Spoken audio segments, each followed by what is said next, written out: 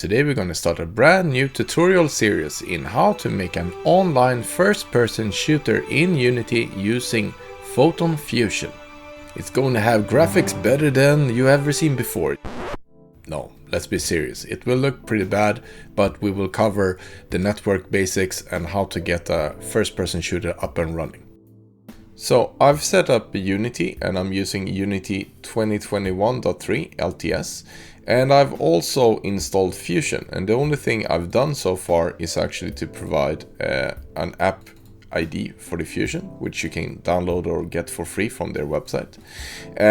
So if you're using my key, then you might get into trouble because other people might be using it, or I might be working on the sample. So please use your own key, but as a test you can use this from the sample. So what I've done except for that is to provide a simple scene with a few objects, something called ground that has a box collider and some cubes that we can jump around on. And I created this little dude, which is going to be our character.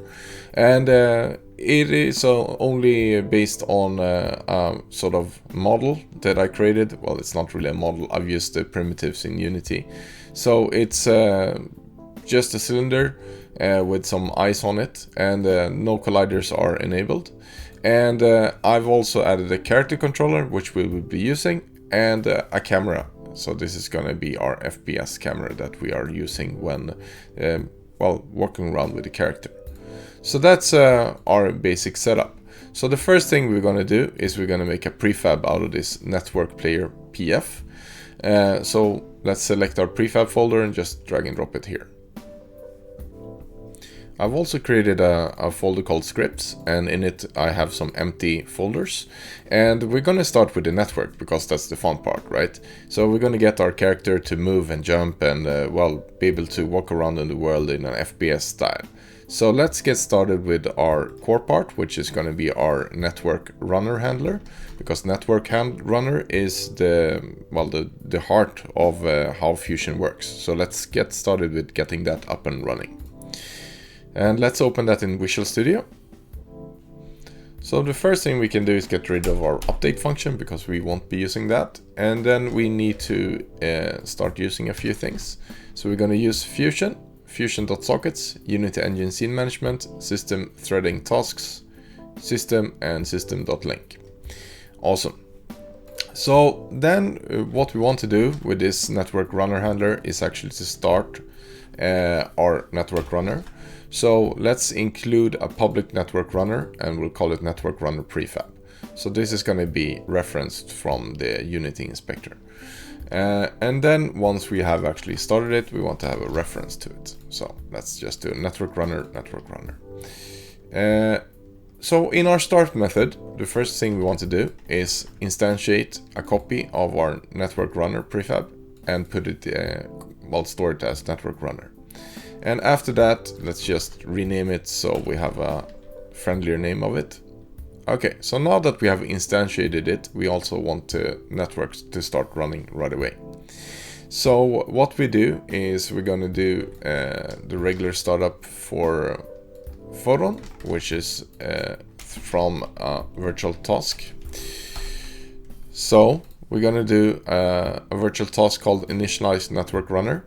And it's going to take a few arguments. We're going to feed it with our network runner. We're going to feed it with a game mode, what type of address we want to use, the scene reference, and some event here, action network runner initialized. So what we want to do now is that when we are actually starting up, we want to check if we have something called a scene object provider. So the scene object provider is a way of handling networks objects or objects that are already included in the scene that needs to be managed by the networks, and that should be moving around, etc. So we're going to make sure that, okay, do we have this component? In our case, we actually don't. So it's going to be null. So we can check that for null. And if it is null, we want to start it up, or we want to add it as a component. So in that case we said, okay, runner game object, let's add our network scene manager default. And then we can handle physical objects like boxes, etc., that should be moving around in the scene and work over the network. Okay, so now that we're done with that, next part is that we want to actually say that, okay, our runner, we're going to provide input. So we're going to be feeding it with input. And then we want to start up our game in network mode. So let's do a runner, start game, and then we'll feed it with our arguments that we have up here, like the game mode, address, and scene, and we'll call it test room, and it's going to be in the initialized state here, so we feed that in, and then our scene object provider is going to be fed in there as well. So perfect, now we can actually call that as we have completed it, and let's do our client task, and we initialize it, and we're gonna run in auto host or client. So auto host or client means that the first person that is starting up the game is gonna be the host, and all the other ones that are connecting are going to be the client. So it's a super easy mode to get the authoritative input, etc. working, and yeah, you can easily move this into a pure server or client mode later on if you want. But we're going to use this as a start. And then just so that we know what's going on, let's add a debug and say that, okay, server network runner has been started, so that we are aware of what's going on. Okay, so that's all we need. Let's save this and get back into Unity. And then we can create a empty game object. Let's call it network runner handler, and let's just reset the position. Reset so it's at 0, 0, 0, because I like it when it's on 0, 0. It doesn't have to be, but let's have that. And then we'll include our network runner handler, and we need our network runner prefab in this case, which we haven't created yet. So let's fix that by creating a new empty game object, and we will call it network runner PF because it's a prefab, and we can reset the position as well. There we go. And then under prefabs, we just drag and drop it here, so we get a prefab, and we can delete that one. Now in our network runner handler, let's drag and drop our network runner prefab into this slot, but as we see, it's not accepting it. And the reason is because we haven't added anything here. So in our network runner prefab, let's open that, and let's add our network runner. So now we get this nice red saying that, okay, this is a Fusion script actually. And let's just save our prefab and try it again. So now that we have sorted that, let's drag and drop our network runner prefab into the slot, and we can save and take the game for a spin. So now that the game is starting up, we can see that, okay, we have our character. Some things have been added to do not destroy and load, and that's done automatically by Fusion. And if we look at our console, we can see that, okay, we are getting our server network runner started, which is great. And then we have some errors saying 2 audio listeners is in the scene, which is fine because our character has an audio listener and our main camera has that. So we fix that later. But we have some errors. So Fusion is throwing some type of error, and it's saying that, okay, the type controller prototype has not been weaved. And this is something that I've noticed in Photon Fusion, that this is a weird error, and it says that, okay, have you added it, the C# assembly been added to the network config? And that's not the reason for this error. So the reason is that we haven't added package that is required, and that is actually this one, com.unity NuGet mono Cecil package. So if we exit our play mode and we go into Windows, and then we go to package manager, and it's actually started out in my other screen. So here we go, fetching packages, and let's do what they suggest in the documentation. So we're going to add a package from the git URL, and then we're going to provide the URL that the documentation says, com.unity NuGet monocl, etc. And we press add, and then it's saying, okay, please wait, installing package, and it will actually stay this way forever. Or actually, now it threw an error. So, looking at this, we can say that it cannot perform the operation because it's unable to add the package. And actually, Photon Fusion is trying to do this automatically by itself. And the reason why it's not working is because it is the wrong package. It's not called that anymore. So if we look at add package from git URL and we type in com unity.new-get mono Cecil at 1.10.2 and we press add, then it's actually going to install it. So the documentation in Fusion is not updated and not correct, and that's why we're getting this error. So let's skip forward until that is installed. So now we can see that the mono Cecil is actually installed. So we can close our package manager and let's press play again, and now the problems should be gone. So we're saying that, okay, server network runner started, and we actually have under do not destroy and load, we all of a sudden have our network runner, and it is in the state running, and it's in the game mode host, which is expected, and well, there is a local player called 9 active players 1. So that's awesome. Now we have actually gotten our network up and running. Now the game isn't that interesting because well, this character that we have is actually not networked, so the network player PF here, he's not really reacting to anything and you can't control him. So let's make this little dude networked enabled to start with. So let's exit our play mode, and we will start with a spawn manager that's going to be handling the spawning of network objects. So let's create a new C# script and we'll call it spawner, and let's open that in Visual Studio. So the first thing we can do is get rid of our update function because we won't need that. Then we need to add a couple of using statements because we're going to use parts of Fusion. So let's add using Fusion, fusion.sockets and system. And this class is not only going to derive from mono behavior, but also from iNetwork runner callback. So this generates a bunch of errors because we need to implement a couple of events. So let's get started with adding those. So the first event that we are going to get is the on connected to server. And we just do a debug.log so we see that it has happened. Then we have a bunch of additional ones that we need to add that are currently is not interesting for us, but let's add some debug logs on shutdown, on disconnected from server, and on connect request and connect failed, so that we can see what is going on. But all of the other ones we can just leave as empty for now.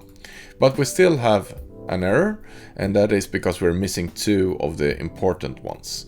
So we need to handle the one called on player joined. So let's add our on player joined, because this is what's actually going to spawn players in the world. So for us to be able to spawn a player, we will need a prefab for it. And we will actually add this as a class later, network player, but we will reference it for now and say that, okay, we're going to need a network player and we're going to call it player prefab. So when a player is joining, and if we are the server, then we are going to say that, okay, we have received an on player joined and we are the server, so we're going to spawn a player. So then we do a runner.spawn, we feed in the prefab that we have here, and the second part of the spawn is actually a position. And we're going to create a new script as well called utils, where we get a random spawn position, and then we're just feeding in well, the quaternion identity, so the player's always going to face forward, and then we need to fit in our player reference that we are getting in this event. So that's a really important one that we need to handle on player join. Another one that we need to handle as well is when we are going to send or receive input. So we will be asked, okay, on input, this event is going to trigger, and in this case we actually have to collect our input and send it to the network so that the host can take care of it and actually act upon it. But we will add that in a little bit later. So let's just save this and go back into Unity. So in Unity, let's fix the first problem and create a C# script called network player, and then let's open that in Visual Studio. So the second error we have is that utils does not exist. So let's create our utils scripts. Let's go in this utils folder, create a new C# script, call it utils, and let's open that in Visual Studio. So our utils class is actually going to be a static class instead. So let's make it a public static class, and we don't need mono behavior for this. So let's get rid of that. And we want to be able to get a random spawn point. So let's add that as a function, public static vector3, get random spawn point, and it returns a random vector that has a position between -x20, positive x20, z -20 and 20. So that's in our world and it's not going to fall off the edge. So let's save that and get back into Unity. So if we select our console, we can see that, okay, the window is clear, we don't have any more errors. Perfect. So now we can proceed with actually network enabling our player. So let's open his prefab, and the script we want to start using is our network player. So let's drag it in there, and then it says, okay, this network behavior requires a network object, and there's a nifty little button here called add network object. And then it says, well, the prefab needs to be re-imported. So let's actually save it before that, and then hit re-import, and some type of error does not exist, so that's fine. And we can just leave this for now and see why it hasn't been baked yet. It says this object has not been baked yet, save the scene or enter play mode. Okay, so let's save the scene, and now we got rid of this error. Okay, so that's all good. Let's delete our player prefab, and then we have network runner handler, and that is going to launch or spawn our network runner, but it's not going to spawn any characters yet. So let's open our network runner prefab and add our component, the spawner, to this, and it will take in a player prefab. So let's go and drag and drop our player prefab in there, and then let's save the scene once more and hit play, and hopefully we should get a player getting spawned when the game is starting up. So we can see it. Okay, so we have some type of problem. The network runner has started, but the Fusion has thrown an error saying that, okay, the prefab network player has not been added to the object table. Usually you don't get this error, but I've been fiddling around a little bit back and forth while recording this video, so obviously Fusion is not able to find my object. So let's hit rebuild object table, and that is going to take a little while, and once that is completed we can push play again, and hopefully it should have now found our little object so we can actually get a player spawned. Alright, perfect. So here we have our first person shooter, and as we can see, we're actually inside our character. We can see the eyes, but we can't move or do anything. If we look at our scene and we zoom out, we can see that, hey, we have our little dude. He's spawned right here. So that's fine. That's perfect. That's what we wanted. So let's exit play mode. So now we want to be able to control our character.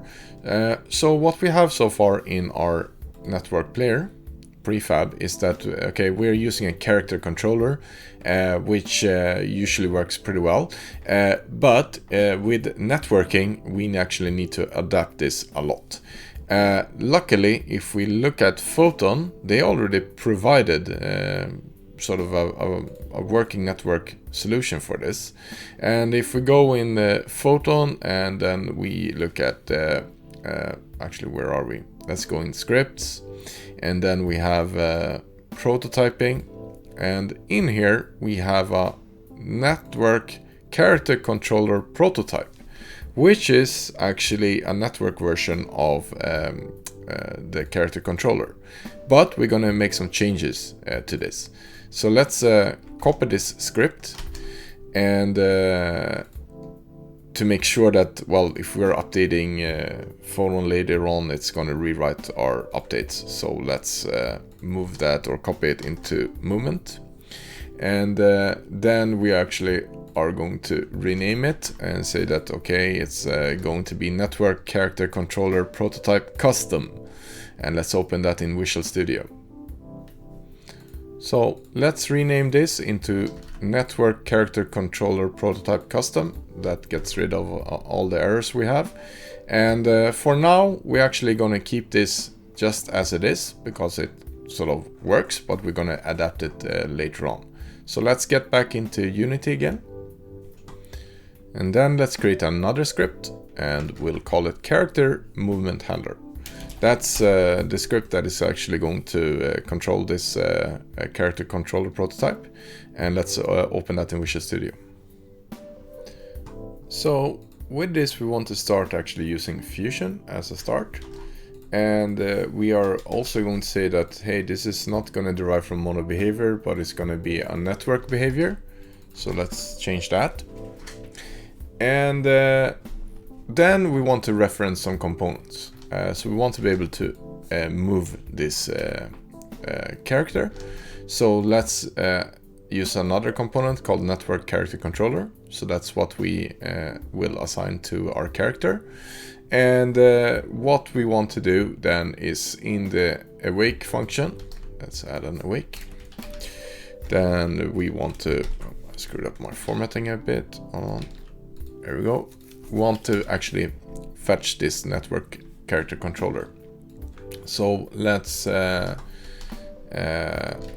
just use that as a get component because it's going to be attached to it. So perfect. Now that we have that in place, we can actually start to well, move around the player based on the, well, input. So what we want is we need to add another sort of fixed update over the network.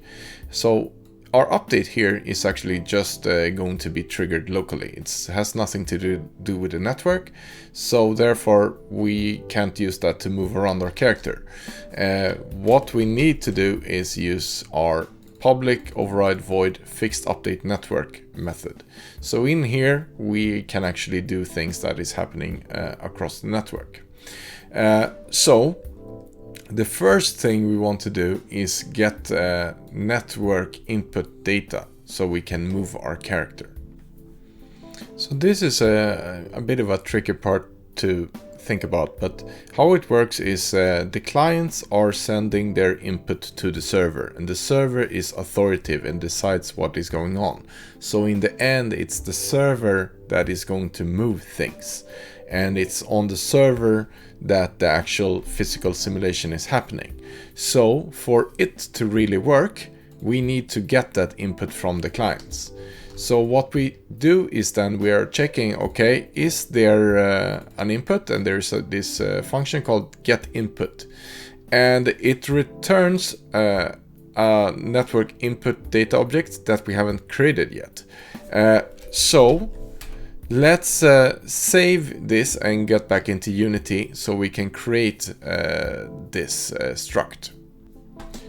So let's go and select our network folder and create a new C# script, and we're not going to call it new network behavior, it's going to be called network input data, and let's open that in Visual Studio. So we can get rid of our start and update function, and it's going to be using Fusion. So let's add that using Fusion. And it's actually not going to be a class, it's going to be a struct. And it's going to derive from iNetwork input. So with this we can actually start to providing our network input. Now Fusion recommends that, or Photon, or whatever we're going to call the company, they recommend that we are going to use like bits to control what is going on, because it is a smaller amount for information to send over the network.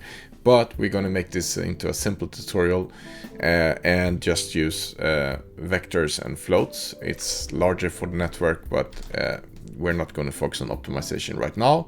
You can do that on your own and read through the network documentation. We might get back into this later, but for now, let's use the bare minimum. So we want to have a vector2 movement input that is telling us, okay, what direction is the character moving? Is he moving sort of in the X or Z direction? So it doesn't include any up directions. We can only move around on the plane, basically. Then we are going to say that, okay, we want to know in what direction the player is facing. So we want to have a rotation input, and it's going to be a float because we just care about the rotation around the Y-axis. And then we want to allow our character to jump. So let's have a network bool and the call is jump pressed. Okay, so those are all the methods we need. Let's save that and get back into our character movement handler. So that clears our error, but let's not have a capital letter here. Let's use a small letter. And now we're ready to actually start moving our character. So let's create a move direction vector, and it's going to be based on transform forward. So the direction the character is looking at, and we're multiplying by how much the user is pressing upwards or downwards, so it can go back and forward. But we also want to be able to strafe. So we add the transform right and multiply it with the amount that the user is pressing to left or right. Perfect. So let's take that and let's make sure that it's normalized. So we'll normalize it. And then we can actually take our character controller and say that, okay, we want to move. And we want to move in the direction of movement direction. And then let's make sure that we actually type it right. So network, character controller, prototype, custom, long name, but yeah, it works, move. So now we can move given if we have received any input, which we haven't yet. So this will not actually do anything yet. So let's save and go back into Unity to sort this out. So let's go into our input folder and create a new class, new C# script, character input handler, and let's open that in Visual Studio. Then we want to start to collect input from the user. So let's create a vector2 move input and vector, and it's going to be 0 as a start. And then when we are entering our update loop, as we usually do, we will actually collect our input here. So let's get our move input up and ready. And what we have then is going to have the movement input vector.x is going to take in the input get axis horizontal, and then we do the same thing for the y, and we'll get the vertical input. So now that we actually have received this, we want to be able to tell the network as well that, okay, we have actually received this. And that is something we need to do in our on input that we talked about way back in the past. So that on input is actually going to happen here in our spawner, it is going to get our onInput event. But this one is a little bit sketchy, so we need to make sure that it's actually only caught at one place, or actually handled at one place. So we don't want to have it here and here, because that can create problems later on. So we're going to create a sort of a function to expose it. So let's make a public network input called getNetworkInput. And in this we are going to create a new struct called network input. And what we want to do is simply assign the different parts that we have collected here. So we have our network data input, and we call it movement input, and that is going to be our movement input vector. And then we are just going to return it. So then we are actually collecting the inputs, all the frames, and as soon as the network is ready and say that, okay, I want to get your input, then we are simply passing that along. So for this to actually start to work, we also need to start to use it. So let's save our character input handler, and let's go into our spawner instead. So in our spawner, we want to be able to access the local player's input. So let's add another component, and we'll call it character input handler, or actually we will use the character input handler. And what we need to make sure is that we are actually fetching it from the right player, because we can't just do it in the wake function here and hope that it works. Rather, we need to check that, okay, are we actually getting the character controller from the correct player?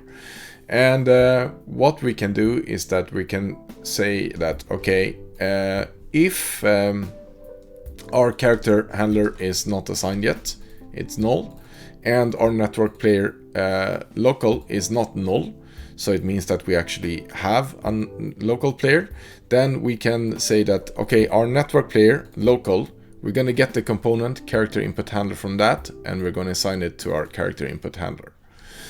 Then we need to start using that. So we check again, is the character handler not null, so it's ready to start to be used. And then we will say that, okay, the input is, we're going to set it, and it's going to be based on what we get from our character input handler. Okay, so that should allow us to start to move our character. So let's save and get back into Unity. So now we can take our prefab, let's take our network player, open that, and start using these components. So let's use our character controller prototype, and then we need to use our character controller, and we also need to use our input. There we go. So let's save our character and take it for a spin and see what happens. So now we have created the ability for the player to move and to collect input from the network. So if I press forward, we can see that, okay, I'm running really fast, and then something happened and it flips out. And the reason why this happens is because we haven't set up the component properly.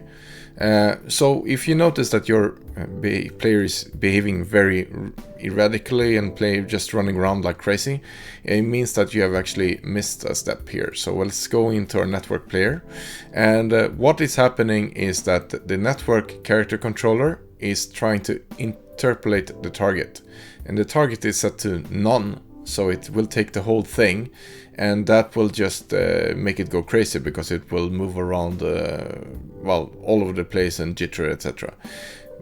This is the reason why we created a model object below, and it is the model object that we want to interpolate, because that will produce the effect that we want, that it appears that it's lag compensating and everything, while we can still play the game. So let's save again and take it for another spin. And now it should behave more normal. And we can see that, okay, the game is starting up. We see from our eyes, and we can move forward, and when we are pressing the back button, something weird happens and we can't use the mouse to steer. And what is happening here is that the prototype that we are using, the character controller prototype, is actually moving the view around to face the forward direction. And this is not something we want to have in an FPS game. We want to be able to control the view with the mouse, and we want to be able to strafe, so the camera view should not change to our orientation. So let's stop our game and fix that by going into our network character controller prototype. So let's open that. So let's scroll down and find where the movement is actually taking place. So we have the move function here, and the problem is caused by this that says, okay, the transform's rotation is going to be towards the look rotation of direction. So we don't want that at all.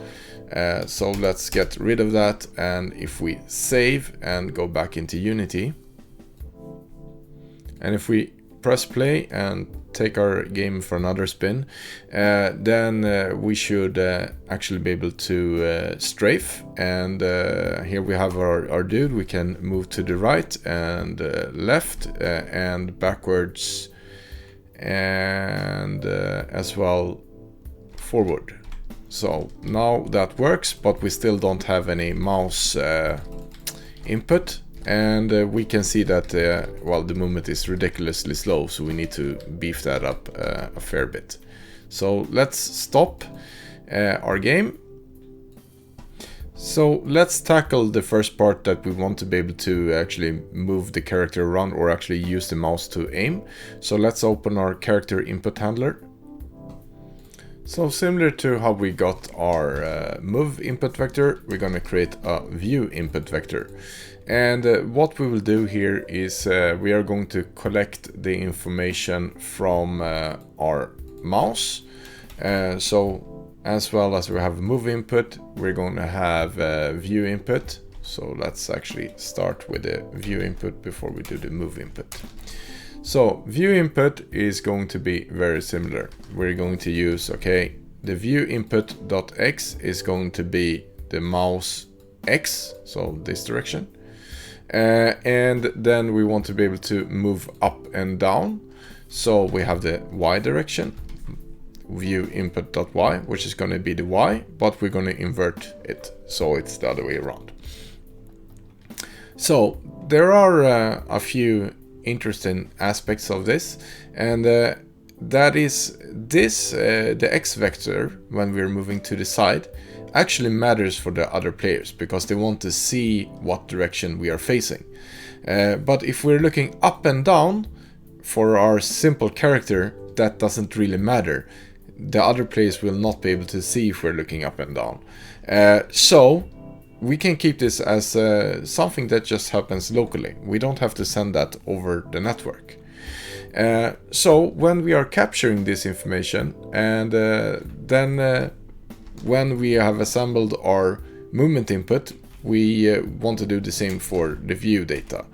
So network input data, we already have something called rotation input, and we want that to be our view input .x. So that's going to be our sort of sideways direction. That's how we're going to rotate. And let's just label this as move data so that we have it. So now we're collecting the view data. When the network is asking for it, we're actually going to send the rotation data. But we also need a way of handling the up and down view. So from this, let's actually reference our component directly, our character movement handler, and then we need to get it in our wake function. So let's just cache that, And once we have done that, we need to actually send the view vector to it so that we can handle this rotation. So we're going to add a new function called setViewInputVector, and it's going to take in a viewInputVector. So let's save that and get into our character movement handler so we can add it on that side as well. And actually, when I think about it, let's fix the jumping while we are at it. So if we are getting the jump button, if that is being pressed by the user, then we need to have a boolean for that, and let's say that bool is jump button pressed. And actually, when I think about it, let's just assign it directly, because we don't need to have an if statement for that. So there we go. So if the jump button is pressed, then we are going to use this, and as well here with the move data, let's use jump data, and it will be network input data, and we have is jump pressed, and let's assign that to is jump button pressed. There we go. So now we've added support for jumping as well. Now we can move into our character movement handler. So let's add a variable to handle the viewing part, the view input, and we are going to create a function so we can set that. So let's create that public set view input, and it takes in a view input and it assigns the view input to this. All right, fabulous. So what we want is we want to handle our little camera rotation. So let's fix that. So the first part we want to do is handle up and down rotation. So we're going to call it camera rotation X. So that's our ability to look up and down. And for us to do that, we actually need some other components as well. We need to be able to handle our local camera, because there is a local camera attached to the player. So this local camera, let's get a copy of that, get component in children, and we'll get the camera. Okay, so now that we have that, we can say that, all right, you know what, when we are going to look up and down, then we want to do that in the update function. So we're going to say, okay, our camera rotation X is going to be equal to the view input dot Y times dot delta time. So that makes it independent on the frame rate, and we're gonna just add it to this rotation vector. So as the mouse is going up, then the view will actually go down because we have reversed it. Or actually no, as the mouse goes up we will look up, as the mouse goes down we will look down. So perfect. Then we actually need to handle that rotation as well. But before we do it, we want to sort of clamp it. So we don't want it to be able to go too far. We don't want to like bend our necks. So let's start at -90 and 90. So we can look down on our feet and we can look up straight into the air, but nothing more than that. And that also solves gimbal lock problems that we could potentially have. So then we want to actually use this rotation for the camera. So let's go local camera, transform local rotation, and then we create a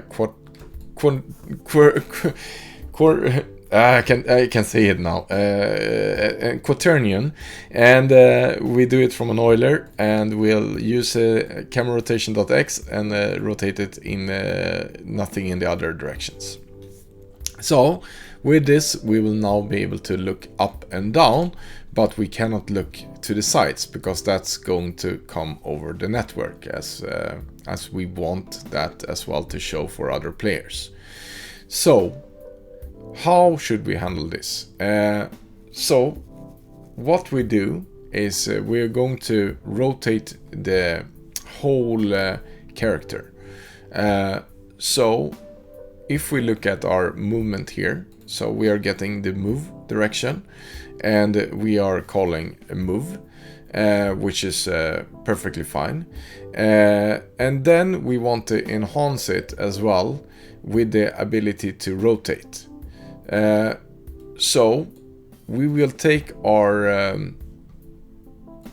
network character controller prototype, and we will say that, okay, we are going to rotate, and we're going to do that before we move. And like that. So rotate does not exist yet, so we need to add that in our class, but it will take in a sort of our float that we are getting from the network. So the network handler, network input data should include a rotation input now. So if we add this and we're getting the rotation input from the network, then it will be super nice. So let's have that. And while we're at it, let's add that jump function. So after we have moved, we can handle jump. And it's actually important that the jump is after the move, because the move will change some things, so it won't properly work if we do a jump before a move. So let's use the jump after we've moved. So if our network input data says, okay, it says that the jump is pressed, then we are going to say that, okay, we want to jump. And the network character controller prototype already has a jump, so we don't have to fix that. But before I forget it, let's go back into our character input handler. And as we're using the mouse now, the mouse cursor, we want to do a few things with it. We want to say that the lock state is going to be locked, so it doesn't move outside our window. And we are going to hide the cursor, so we don't see it anymore when we are playing our game. Okay, perfect. So now we can get into our network character with a very long name, network character controller prototype custom, and add our rotation function to it. So let's scroll to our bottom again, and let's add a new function to this. And I'm not super good at commenting, so I'm not really sure why they have messed up the formatting, but yeah, whatever, we'll keep it as it is. So rotate is going to take a float, rotation Y, and it's going to do to rotate the transform around the Y-axis, and we are going to use the runner.delta time times rotation speed. So in that case, we need to make sure that there is a rotation speed, and it already has that. So that's all super good. So let's save that, and let's get back into Unity and try this. Alright, so if we hit play again and let our game load, and then our character will be loaded, and we are looking through its eyes, so it's perfect. And we can rotate the mouse, we can view up, we can move down, and we can move the character. However, everything is super sluggish. It's very slow, and it's not playable in the state, and it's very hard to actually move and view anything. So we need to beef up a few values. So let's start by opening back our network character control prototype custom. So our network character controller prototype custom already has a lot of settings, but it's missing one, and that's the ability for us to change how fast we look up and down. So let's add that as a... I wonder why it screwed up my formatting. Well, I have to look into that later. So public float, view up down rotation speed is going to be 50. The other ones we can set through the inspector, but we need to start to use this value as well. So let's go to our character movement handler, and in this we are controlling how fast we are rotating. So here we have our view rotation, and this needs to be multiplied by that value. So we have our network,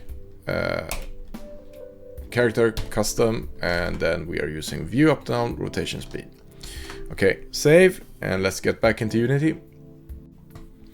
Alright, so now we can change our values, and I've tried it a few times, and I've changed the acceleration to 50, braking 30, max speed 6, rotation speed 80, view up down rotation speed 60. So let's take it for a spin with those values, and now the controller should be a lot snappier and yeah, more fun to play. So here we go. We can now run around and yeah, move our mouse, and we can look up and down. It might still need some tweaking, but it's a lot better. So there is one little sort of lag problem, or it feels like lag, and that's when I'm releasing the keyboards, it actually keeps on moving. So this is not a behavior that we want. So let's exit our play mode. So this lagging we have when we are pressing the buttons and the characters is continue to move, even though that we have let go the key, is actually not caused by Photon. It is caused by Unity. And the reason is because we have some settings in our input. So let's go into project settings and input manager, and we're still using the old one. But what we have here is horizontal movement, and we have something called gravity. So gravity is a way of simulating like digital or gamepad input, but for a keyboard. But that causes everything to actually be a little bit sluggish and not that fast. So let's just change this into 3000 instead of 3. And vertical, we can do the same for gravity and change it into 3000. Now that I'm letting go of my input keys, it will actually react a lot faster. So again, if we take it for a spin, and I mean, this is a little bit hard for you to see on the video, but it's going to be like instant. I let go of a key like now and it stops. Let go of the key now and it stops. So that's solves our problem. And now we can also try this with, of course, multiple players. So let's compile a few clients and take it for a spin with well, multiplayer. So let's build this. So go into build settings, and scene in build is empty, so we need to add open scene so it's included, because otherwise the clients will not function properly. Then we go into player settings, and let's change our resolution from full screen window into windowed, and put in some width and height. Perfect. And now we can close this, and let's just press build, and let's speed this up so it goes really fast. So let's take a first spin with multiple clients, and as we can see, we can now join the game, and others can as well join the game.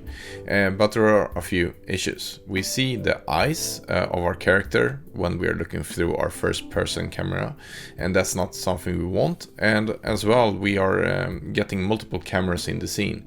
So each time a client is connecting, we actually see through that camera, and that's not something we want either. But that's something we will fix in the next tutorial. I'd like to give a shout out to our Patreon supporters. It helps us with every single contribution that we can get. So please consider supporting us on Patreon. The link is in the description.